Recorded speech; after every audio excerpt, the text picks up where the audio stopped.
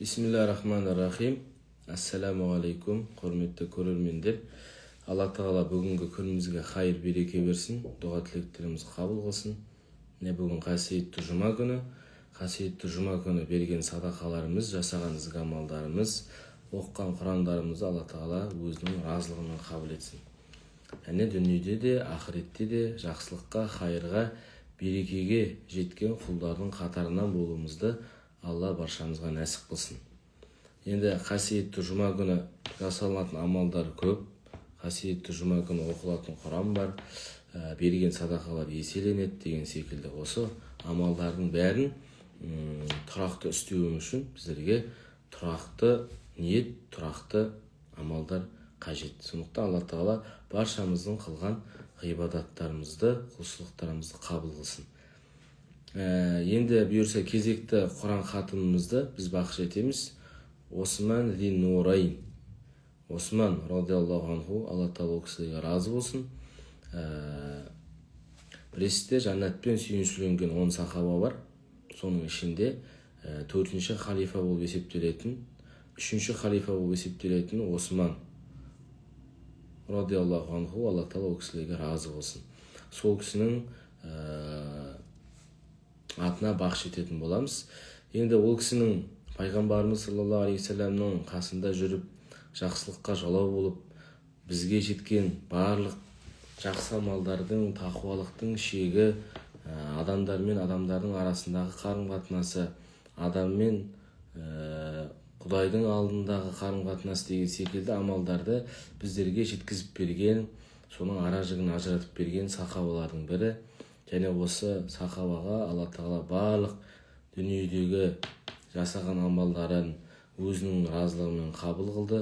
Және Алла Тағала сол сахабаларды мәңгі артынан ерген барлық үмбеттердің шапағатшы болуын Алла Тағала нәсіп қылсын. Осман сахабаға осы Құранның толықтай сауабын бақыш ететін боламыз.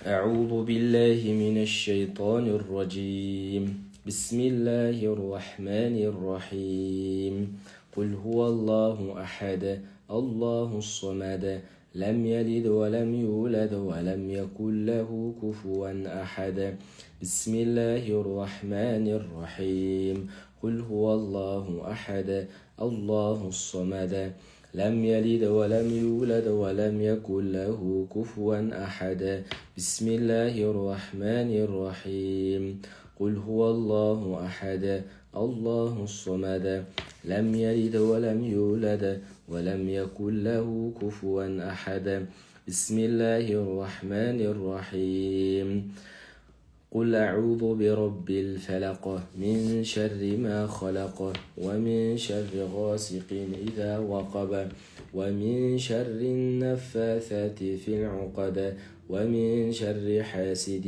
إذا حسد بسم الله الرحمن الرحيم قل أعوذ برب الناس ملك الناس إله الناس من شر الوسواس الخناس الذي يوسوس في صدور الناس من الجنة والناس بسم الله الرحمن الرحيم الحمد لله رب العالمين الرحمن الرحيم مالك يوم الدين إياك نعبد وإياك نستعين اهدنا الصراط المستقيم صراط الذين أنعمت عليهم غير المغضوب عليهم ولا الضالين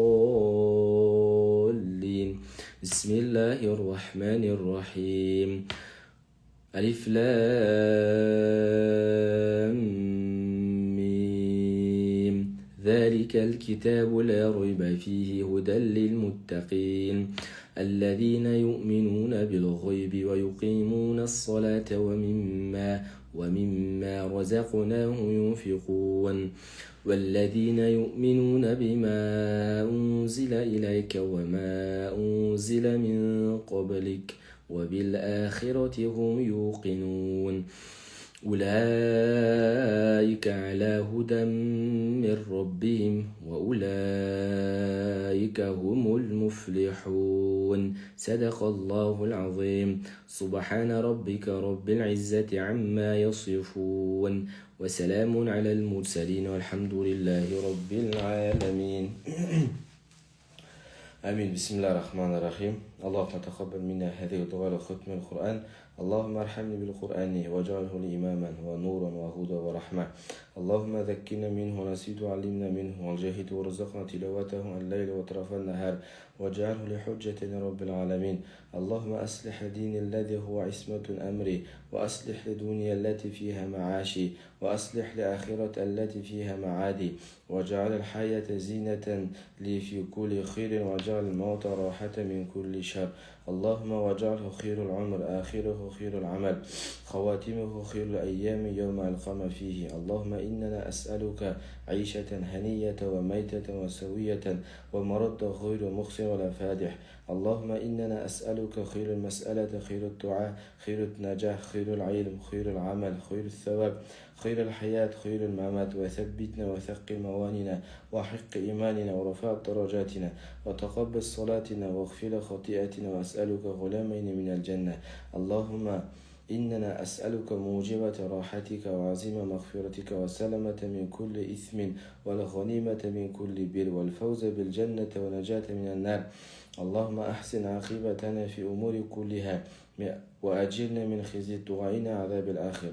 اللهم أقسم لنا من خشيتك ما تحول بنا به وبيننا وبين معصيتك ومن طاعتك ما تغلبنا بها جنتك من اليقين ما تهون بها علينا مصائب الدنيا ومتع بأسماعنا وأبصارنا وقوتنا وأحييتنا واجعله وارثين منا واجعله ثأرا على من ظلمنا وانصرنا على من عادنا ولا تجعل مصيبتنا في ديننا ولا تجعل الدنيا أكبر همنا ولا مبلغ علمنا ولا تسلط علينا من لا يرحمنا. اللهم لا تدع لنا ذنبا إلا غفرته ولا هما إلا فرجته ولا دين إلا قضيته ولا حاجة من حوائج الدنيا والآخرة إلا قضيتها يا أرحم الراحمين.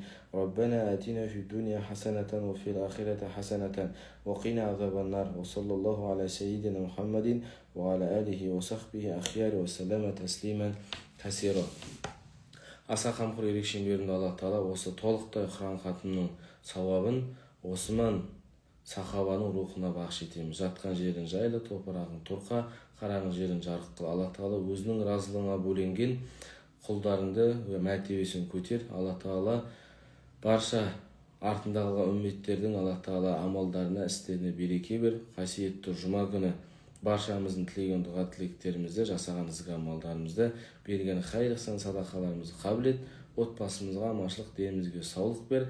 Мәнді де мағыналы өмір сүруімізді нәсіп қыл. Аллах Тағала қасиетті жұма күні басып келген мешітке басып барған қадамдарымыз, мешітке барып тілеген дұға тілектеріміз, мешітке барып берген ізгі игі садақаларымызды қабыл етіп, отбасымызға аманшылық, денімізге саулық бер. Осы жұма мен келесі жұманың арасын берекеге, хайырға, нұрға толтырғайсың. Аллаху акбар. Міне осылай Осман радиаллаху анхудың артына істедік, Құранымызды бағыш еттік. Алла Тағала баршамызға хайырлы, берекелі ғұмыр берсін. Дұға тілектеріміз қабыл болсын. Ассаламу алейкум.